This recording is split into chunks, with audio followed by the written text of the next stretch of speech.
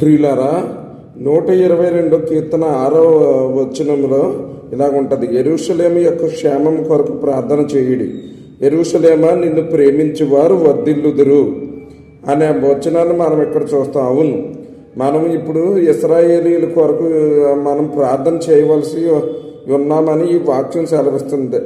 అవును, ఎందుకంటే ఒకసారి ఆదికాండము 12వ అధ్యాయము 3వ వచనం చూస్తే, నిన్ను ఆశీర్వదించు వారిని ఆశీర్వదించదను, నిన్ను దూషించు వారిని శపించదను, భూమి యొక్క సమస్త వంశములు నీ యందు ఆశీర్వదింపబడినని అబ్రాహాముతో అనగా అని వచనాన్ని మనం చూస్తాం. అవును, అదే అబ్రహాంకి దేవుడిచ్చిన వాగ్దానం అన్నమాట. కనుక మనము ఇశ్రాయేలీయుల క్షేమం కోరి వారిని ఆశీర్వదిస్తూ ప్రార్థించినట్లయితే మనం కూడా ఆశీర్వదించబడతాం.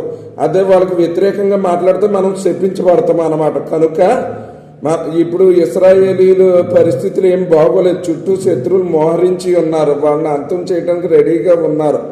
మొన్న రీసెంట్గా అక్కడ ఎయిర్పోర్ట్ మీద దాడి జరగటం, ఇటువంటివి ఎన్నో చూస్తున్నాం. శత్రువులు పోగుపడుతున్నారు. ఇటు రష్యా అధ్యక్షుడు సైన్యాన్ని కలుపుకుంటూ వెళ్తున్నాడు. ఇవన్నీ చూస్తున్నప్పుడు అక్కడ ఇశ్రాయేలీలకి కష్టం కలుగుతుందనే విషయం మనకు అర్థమవుతుంది. కనుక ఈ వాగ్దానాలను ఎత్తిపెట్టి మనం ప్రార్థించాలన్నమాట.